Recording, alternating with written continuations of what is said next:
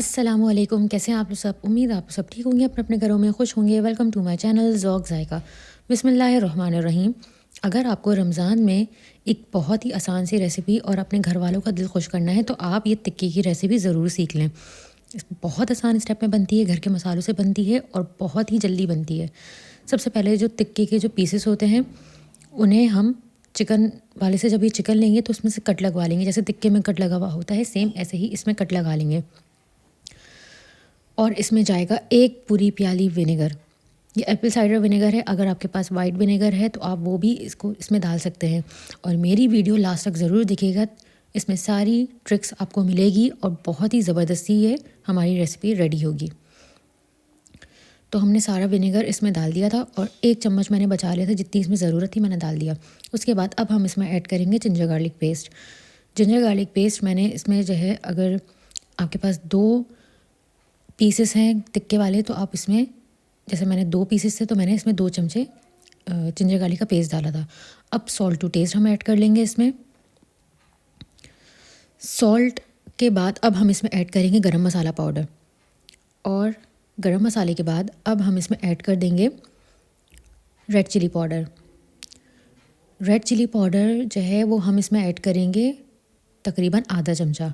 आधा चमचा क्यों ऐड करेंगे? क्योंकि हम इसमें कुटी हुई लाल मिर्च भी हम ऐड करेंगे।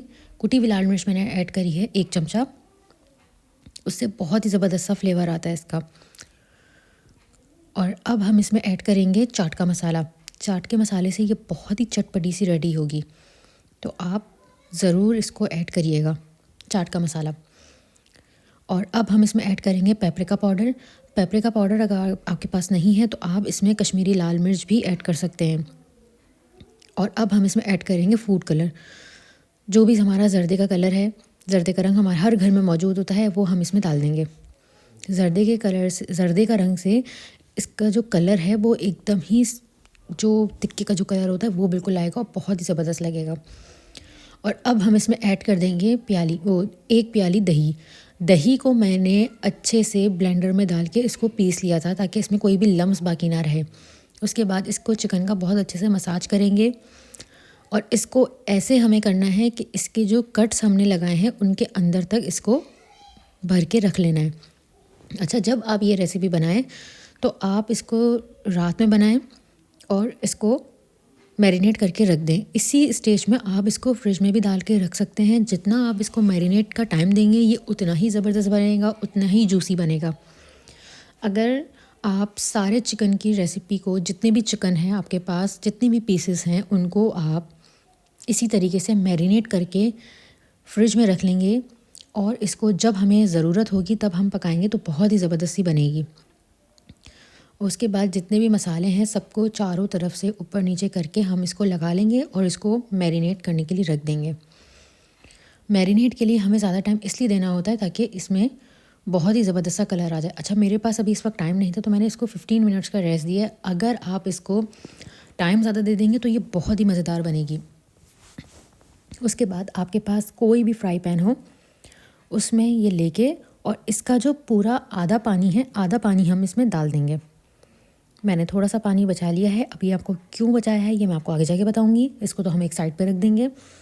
उसके बाद इसको हमें हल्की आंच पे इसको पका लेना है जब तक गोश्त अच्छे से गल ना जाए।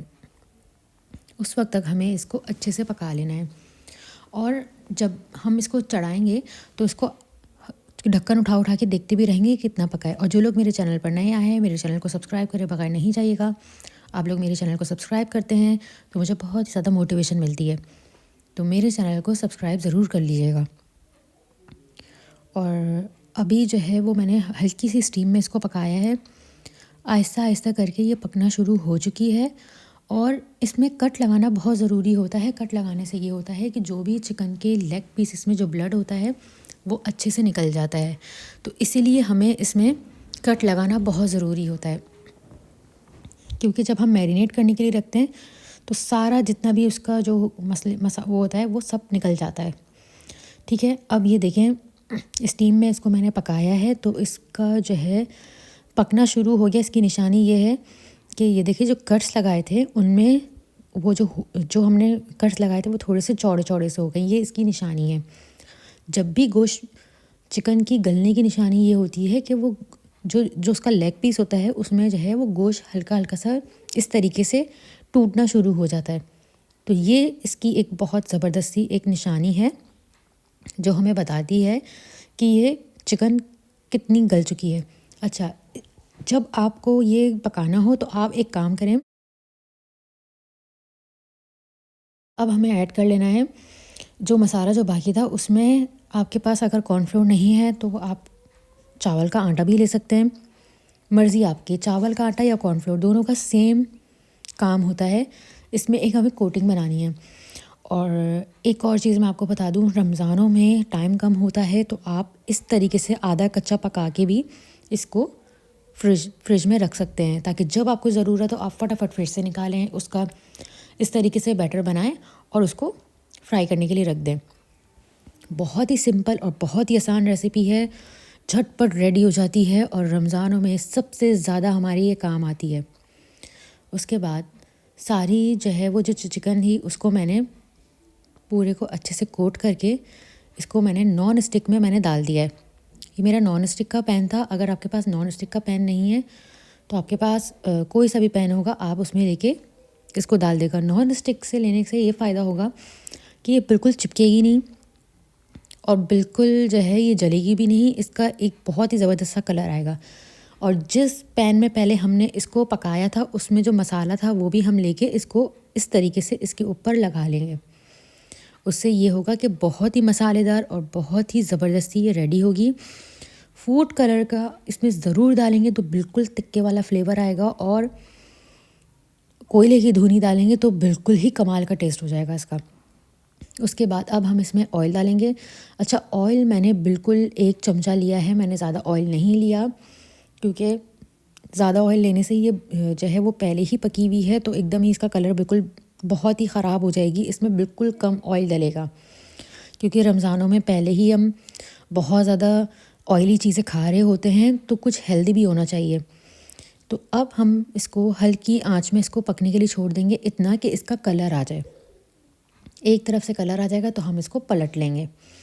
ये देखें, अभी मैं आपको दिखा रही हूँ, इसको पलट के इसका नीचे से कलर आ गया था। देखें कितना प्यारा सा इसका कलर आ गया है।